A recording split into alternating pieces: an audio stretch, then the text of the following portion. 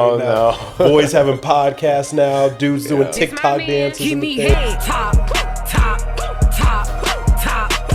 You saw, but they took that goalpost down and brought it all the way to Broadway. That is legendary. When people want to argue in my comments about this, I'm going to tell you right now, if you bring up a year before 2000, I'm not going to listen to it. I'm sorry, but we're done with the 90s, the 80s, the 70s, and the 60s. I want to see Vandy build off of this. I want to see what are they going to do for the rest of the season. Yeah. And if they can shake some things up, because that's a big win. He signs off, and then they have to give it to their parent. That's how insane that is, that he's 17, going out there playing and doing that. Now, to go play $200,000 for a year. If you guys need a blocking tight end, I'm 6'2", 240 pounds.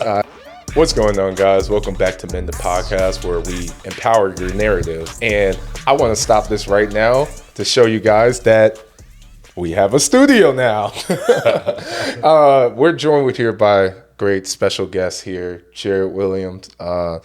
Figure new studio, might as well get new person in here too to talk about some fun things going on, some good topics that we have. But before we begin, take care of some of the housekeeping stuff. Go ahead, like and subscribe. Check out all of our other videos. You may recognize Jared because season 3, we actually did interview Jared. So if you guys want to go check that video out, it was a great interview. Definitely go back, show that video some love. You had a lot to say on there. I enjoyed it. Man. That was a time of my life where I was really, and I still am, really big in my fitness, just kind of refining myself. So now I'm kind of in a place where I've been an avid fan of the podcast. You guys have been really good friends of mine, and I just felt like I could chime in and really bring a lot of value to it and see where you guys are going with this. So yeah, absolutely, and that's what we've been preaching the whole time, is just building that community. So there's going to be familiar faces in the podcast brand, but with that being said, we have no problem extending that out and bringing new people on with different ideas and different viewpoints, because that overall, it's what's going to grow all of us as 100%. people, and then of course for the channel and bring actual value to people. 100%. And I feel like where the brand is going is that you guys have been touching so many people in just so many different ways, where at the end of the day, it's just been a slow grind, and I've seen the slow grind and the work that you guys have been putting in. So just to kind of even be a part of that is just even appreciative that you guys even thought that I could even do that for you guys. So really means a lot. Absolutely. Well, let's go ahead and jump right in, because we can talk for hours on our own. We've had 2 videos so far talking about the NFL, and if you guys haven't seen it already, go ahead and check it out. We had, actually it's 3 videos, because I had one with the Bears, Jordan had one with the Jets, and then we had a response video a couple weeks into the season where we talked about everything. That's not what this segment is about. It's actually going to be about college football, but if you do enjoy this and want to hear more about our sports stakes and stuff, I definitely recommend checking out those 3 previous videos and then letting us know what you think. Bears are looking good, but this isn't about the Bears. We're going to go ahead and move forward. Here you go. Go ahead and move forward here. Let's talk about college football and show them some love. This has been an insane week of college football here. I want to get this out, but I'm not sure when we'll get this out. So let's just do a quick recap of some of the big upsets that have happened. Is Arkansas beat Tennessee. Whew. This is a big one. Mizzou not only lost, Throttled. they lost really bad against Texas A&M. It was really bad. Oh, I got a lot to say about that one. Yeah, for sure. And then Minnesota beat USC, which who would have thought that? I mean, honestly, that came out of nowhere for me.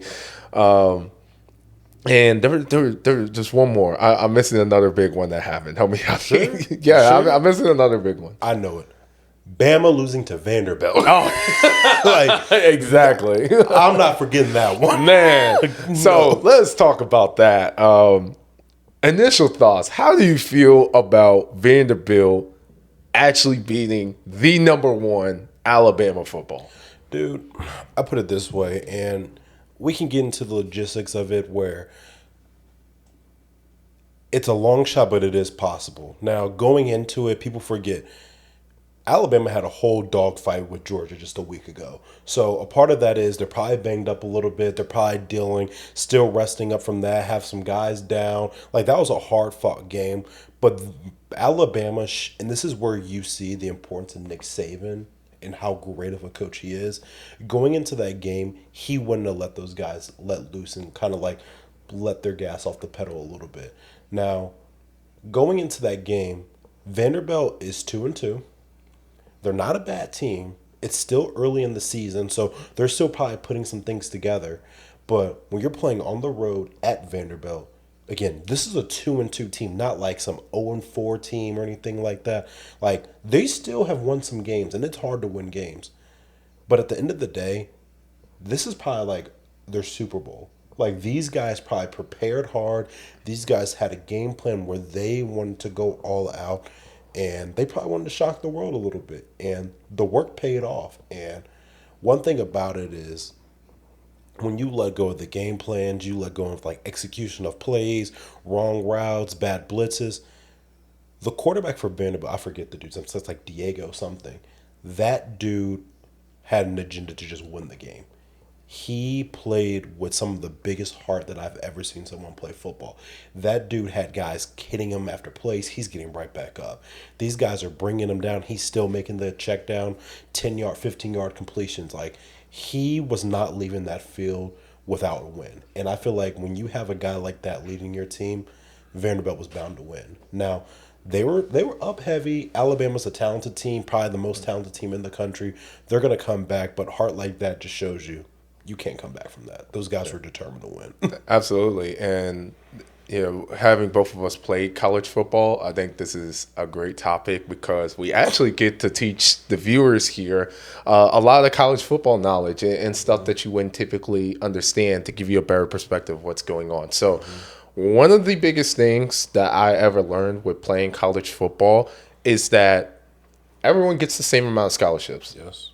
They got athletes too, right? So it doesn't matter what their record is or what's going on with the team. When you're at a certain level, especially when you're talking about an SEC, you're still going to get your 5-star, 4-star, 3-star guy. You're still going to get your overall talented guys that are going to walk out there on the field, right? 100%. So because the record doesn't show for it, doesn't mean the talent on the team is different. There's so many complicated things that go into that. Sometimes it really does come down to what the coaching and what the scheme is on stuff like that, right? So when Bama beats the crap out of an SEC team, it's not always just because that Bama just has better athletes. Sometimes it's actually pretty matched. It just has to do with other variables, right? So, and then the second biggest thing is it's very hard to go from a very big monster win and then keep that same energy for a lesser opponent. 100%. It's very hard to do. And the reason why it's hard to do is because when you know someone's good, you know someone's good. Yes. It's a different type of energy that you have going there. It's a different type of attention that you're going to have going there. And then when you win, everyone loves you 100%. When you win. When you win that, you are on top of the world. Like, people don't understand. People are shaking hands with you when you're walking to class. Professors are talking to you, lunch ladies, policemen walking by seeing you. It was like, hey, I saw you out there. Good job, and all that stuff. And for someone who's, 18 to 22 and stuff, people are going to say it's a maturity thing.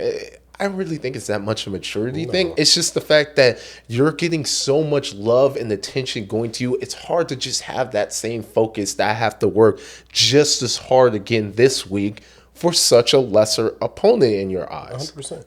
And I put it on, I'm going to hold the Alabama coaches a little accountable to do it because you got a new coaching staff coming in. Saban's retired. You're on a good roll. You have a big, like you said, big win against Georgia. Number 2 team in the country. Yep. A little bit of those coaches probably feel we're on a good start. Like, gas hasn't been let off a little bit. Alabama standard is still the Alabama standard. Yep. They feel good about themselves where they let their gas off the pedal a little bit, where they're probably just like, okay, like they feel the high. Everyone's loving. Everyone's probably not feeling like Saban left, all these things. And you see what happens. It comes to prepare. And I still think no matter what, Alabama's Alabama. Alabama's had upset losses in the past. Yep. They're going to come back strong. They're still going to be a top component in the game. College football comes down to this. You're going to have your fluke loses. This was a fluke loss for Alabama. They're going to win the rest of the season, and they will be okay, and they will be in the SEC title game again. Yeah, for sure. And I got to give credit to Vandy here. I got to show love to them also because when you're that lesser opponent going up against what you call like a monster of a team, right? You know, that's usually where you see your best performance. Yeah. Every time. And that saying is very true, is that when you have a bullseye on your back, everyone's going to give you their best shot. Every single time. It's always going to be like that. So Vandy, you know, we know from our playing days, you know, a week against a really good opponent, the coaches are cursing more. The practices are way more strict. They'll even restart a practice. Oh, yeah. If you're not having that energy, you know, and the leaders are fired up, they're yelling, they're getting you going and all that stuff. And like I said before, is that when you know an opponent's good and you're going into that week, your preparation is just going to be better. Right. Because there's so much more stress and anxiety on you, and that anticipation to perform, it's going to be there. So when you don't have that, then you just have to artificially have it, and that's way harder to do than when it's authentic, when you know you're going against a good opponent. So hats off to Vandy. I don't know if you saw, but they took that goalpost down and brought it all the way to Broadway. That is legendary. Dude, that's what I love about college football. I love it, like, man. That is some different stuff. And I think just one of those things, too, like how I said before, it really just shows you who Nick Saban was to that program. Because, first off, the way Alabama is operating now, when I see little things on TikTok, all these things, I catch myself now. I'm like, Saban would not let any of this. No. Boys having podcasts now, dudes doing TikTok dances and the thing. Like, and even kind of when you got back to like, you feel that intensity when you're playing a big opponent every single day. When you walk onto that practice field, even in your meetings. Saban had that energy 24/7 during recruiting, during practices, film. Like he brought it every single day. They could have beat an NFL team for all I know. He would have been coming back still cursing because he bled and preached excellence every single day because he held his players to a certain standard more than anyone. So, am I saying that couldn't happen with Saban there? No, I'm not saying that at all. But I'm also saying that like. His standard and how he prepared, he never let his guys take the foot off the gas. And I feel like having that in your ear, when you are grooming young men, you have to keep your foot on the gas 24/7 all the time. Like, Yeah, for sure. And then for all the audience members, because you were talking about TikToks and all that stuff, I know that's a sensitive topic for a lot of people, right? So I'm going to tell you right now as the audience, you know, if you don't think that stuff matters, on having your phones out in when you're practicing and stuff and doing all those things, here's what I want you to do. Next time you go into work, leave your phone at home. And then ask yourself how productive you are when you're at work, when your phone is not there at all. Oh, yeah. And you will see there's a lot more time, there's a lot more stuff that you realize you could do. And that's just the nature of it. A distraction is a distraction, you know. There, no matter how you justify it, those little extra little minute here, minute there and stuff, it adds up in the long run of other things that you can do. Now, I'm not that strict. I'm not Nick Saban level strict on it. But yeah, stuff like that does come into question when it's something that wasn't particular with your organization. So it's fair game to say that hey, these guys may have been distracted. Well, how do we know that? Well, they're over here, they're having podcasts, they're dancing around. Every time they win, they're going out and partying and doing all that stuff. All that stuff matters. You know, no matter who's there and how you're doing it, a distraction is a distraction. So it's all subject to criticism whenever things don't go in your favor. Oh, yeah. And there's a lot of things, too. And football is always football. Like, we saw Northern Illinois beat Notre Dame. Who would have thought that? Like, things happen, things move. These guys are going to get better from it, and they're going to move on. Now, one thing that I do want to see is I would love to see, just as a fan of the game, I want to see Vandy build off of this. I want to see what are they going to do for the rest of the season, and if they can shake some things up, because that's a big win, and that can bring a lot of emotions and momentum to a team, to a program. Boosters are going to want to back it more. Students are going to want to come out more. So I want to see what they can do with that. Make them shake a little bit. So my last question for you, because I'm curious, and both of us are big football fans. We watch it all. So I have to ask, this year in particular, are you a college football guy or are you an NFL guy this year? Dude, I just love football. Like You just love football? I just love football. I love to see it. I think a little bit. You can't say anymore that you like college football because you don't see these guys corrupted by the money, the fame, and certain things. Because NIL, this is a whole different realm that anybody would have expected. Yeah. I think now it's really just exciting to see a lot of these guys play, even if they have the money or that they don't, and just figure out what their drive is and just seeing good football out there. And I feel like regardless of anything that's been going on, there's a lot of good football out there right now. And I feel like right now in college, you're seeing a lot of these guys just burst into the scene. Like we were just talking about Ryan Williams and Jeremiah Smith. Those guys, to be 17 years old, to play at the level that they're playing at right now. Yes. I'm sorry that true freshmen have played all the time, but they both have reclassified. So that means you are at a way different weight, strength than any of these guys. And Yep. COVID had brought a lot of extra years to these guys. So there's some guys that you're lining up against that are like 25, 26 years old. Full wife and kids. Yes. Everything. And they're out there making guys look silly and Yep. doing things that will embarrass you. Yeah, and I want to add on to that because people don't know this. When you're 17 years old and you go on to play college football, you legally have to have a parent sign off on the contracts and documents that you sign for the NCAA. You are that young. So every year when we sit down, we sign off, okay, we can't sue the NCAA for being injured. We agree that this is a violent sport and all that stuff. He signs off, and then they have to give it to their parent to sign off on it too in order for it to be a legal document because of the fact that he's under the legal age. That's how insane that is, that he's 17 going out there playing and doing that, being one of the best receivers in the league or in college football for sure. Yeah. And those boys, like for example, like Jeremiah Smith, Ryan Williams, like Yeah. those guys are just doing things that we ever heard of. And earlier I was talking to BJ and Hale, and I was kind of like, not in a bad way because I love competitiveness, but it is unfortunate that I feel like these guys are going to be compared to for the rest of their lives. Now, from the sports world, nothing's wrong with that. It's going to make these guys get better, drive, and grow. I just also hope that people can push that to a side and really just appreciate what these guys are doing and understand at the level that they're doing it. Because even outside of those guys, like, it's going to be rare you're going to see things like this. It's going to be rare that you're going to see a guy like Travis Hunter at Colorado playing both sides of the ball at an extremely high level. Yep.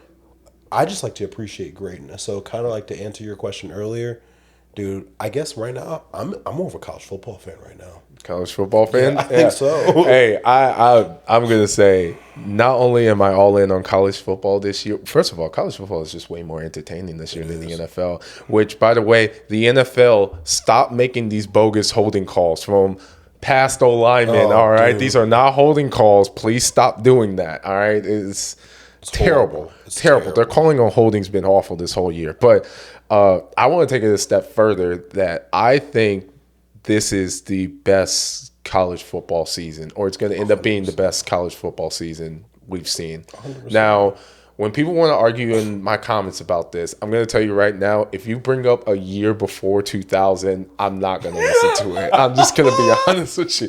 I don't want you to say 1977 was the year. I'm sorry, but we're done with the 90s, the 80s, the 70s, and the 60s. We're done with all of that stuff. I think this is the best year for two reasons. You know, the one cool thing about the NIL is that it at least gives the appearance that it's leveled out the playing field. True. So it's not the same 5 teams that have all the recruits. Now it's more spread out, and because of that, you're just seeing a lot more competition. Now you're seeing there's always been good SEC teams. So I think a better example is like these lower group of 5 teams that are playing a lot better, the Tulanes of the world, teams like SMU, right? And then the second thing that I would add to that is that because they extended the playoffs, I think every team now is looking at that as like, hey, if I'm in the top 15 in the rankings, I have a shot to make the playoffs. Right. So the level of competition that we're seeing is just so much better. I really think that's what equated to that Vandy loss is that Vandy now at 2-2, they're still thinking in their heads like, listen, if we just get to that top 15 spot, we got a chance. We got a chance. Got 100%. Got a chance. Then beforehand, when it was just 4, and then it's like, okay, you lose one game, you're pretty much out of it unless you lost early. Yeah. But then you already know that it was going to be tough. Now you can lose 2 and make it in there. So just the level of competition that I've seen, the level of effort that I've seen from teams coming in and out has just been incredible. Now, there's always going to be upsets, but none of these games seem like cakewalks anymore, like they have been. And the effort that we're seeing is just something that I feel like we've never seen before. And kind of to go off, piggyback what you said a little bit, over the last, especially I say about 10-year span, you've seen the same things teams like you said. You've seen Alabama, Georgia, Clemson, Ohio State, Michigan. And I feel like a lot of those teams really shifted that top 10 make or break. Well, Georgia lost, they were 8, but we're going to throw them in the top 4 because at the end of the day, none of these other teams are beating them. Yep. To where it has leveled the playing field out with these teams because people forget a lot of these guys were going to these schools because I want to be in an environment that's going to get me to the league, make me a first-round draft pick, do all these things. But now you are in play with a lot of these schools, kind of like you said, like SMU, Tulane. Those boosters run pretty far with SMU and Tulane. Like those are some historically schools that have those booster profits that are gonna want to bring these guys in, and they're gonna want to pay that to see their program excel really well. Yep. So it does even out the playing field, and people can have what they say, have their opinions about NIL. Like at the end of the day, this is my opinion. Regardless of what you feel about it or what you think, the NCAA created this monster. What are they going to do to get people out of it? They can feel what you feel about it. For years, they have been controlling. They've been detrimental to players and their likeness, using it against them. They created this. What are you going to do to fix it or put it on a better playing field? So I feel no sympathy for them, honestly. At all. Yeah, honestly, I think most people just have the same ideas that we're all for athletes getting paid for the work that they do. It just comes down to just regulations. Yes. So you look at the situation like the UNLV QB that he was promised something, I'll say allegedly, because I don't know the full story and all that, but he was promised something before he got there. He got there and none of the money showed up. So now he's in that mode where it's just like, I feel betrayed. I'm going to redshirt even though we're playing really well and I'm playing really well. I'm going to step back from the opportunity. And it makes it such a tough situation because on one hand, you look at it, it's like, yeah, I'm in that situation. I don't know how long I can play football. I want my money now. Yeah. I got to be aggressive for it. And then in the other hand, in the long run, it's like, how's that going to hurt your draft stock? Where you get to that point, you declare for the draft, and they're going to look at your history and see that you gave up on your team and you stopped playing because you didn't get a particular thing that you wanted, right? Yeah. So it creates such a bad situation. So I hope the NCAA does the right thing and actually just puts some very common sense regulations so all these kids and all these parents and all these families don't get ripped off because it's just a huge money grab right now. And that situation with the UNLV quarterback, it kind of tears me too, where a part of me who loves the game, has built lifelong brothers, friendships because of the game of football. A part of me is just like, this dude's soft. He's giving up on his team. Mm-hmm. He doesn't care anymore, like all these things. But a part of it too is that the way things are exposed, that these guys are making business decisions now. So from a business standpoint, I agree with him in a lot of ways. I see where his mindset's coming from. But one thing that I'm going to say is that, and again, I'm an avid shout out to Pivot Podcast right now. Something that Fred Taylor said on the podcast is you got to make sure your papers are right. You got to make sure you have that in writing, that you make sure you come in with this proposal to where you can say this is what happened and then that could happen. Because now you're in a situation where, and again, I don't know the details overall what's going on, but if it wasn't written in writing, clearly they feel like they owe you anything. So get your papers in order now, because right now these guys are making business decisions. And I get a lot of these guys too where they're at with it, because unfortunately the way you're exposed, the way you're highlighted, and a little bit of me is selfish too, is like that UNLV quarterback, I don't know where his draft stock is, if he is a draft prospect or not. he could very well graduate. He may not get a good job right out of college. The market's hard. He may get a job that's probably going to pay him 30, 40K off the bat. Why not play for $100,000 and stay however many years in college? I'm not mad at these guys one bit because you can tell them to go get a job. If someone offered me right now to go play $200,000 for a year, we're running sprints out of the closest field. Like, I'm doing it. And anybody else they say they won't, they're a fool. Respectfully. Like, you're a fool. Come on. Yeah, Let's be honest. Yeah, Purdue Boilermakers, since I was just there recently, if you guys need a blocking tight end, I'm 6'2", 240 pounds, I'm willing to go in there for a workout, see if we can get a deal going. Yeah, see if we can work out here. With all hands on deck, I'm down for the team. We'll make it work. But outside of that, I think we can definitely end on that note because I agree with what you said right there. And I would just say I think this is great. I think this is a great episode. Appreciate you definitely jumping on here and giving us your ideas here. And then for the viewers, don't forget, always like and subscribe, comment, let us know what you think about the setup. Are we missing something? What's the deal with this mule flag? What does that mean? If you know, you know. So throw a Quincy flag in here too while we're at it. Yeah, that's not going to happen. But yeah, just let us know. We got so much more exciting things going on for sure. So stay tuned for more videos. And of course, we'll see you guys in the next one. See you guys. Appreciate it.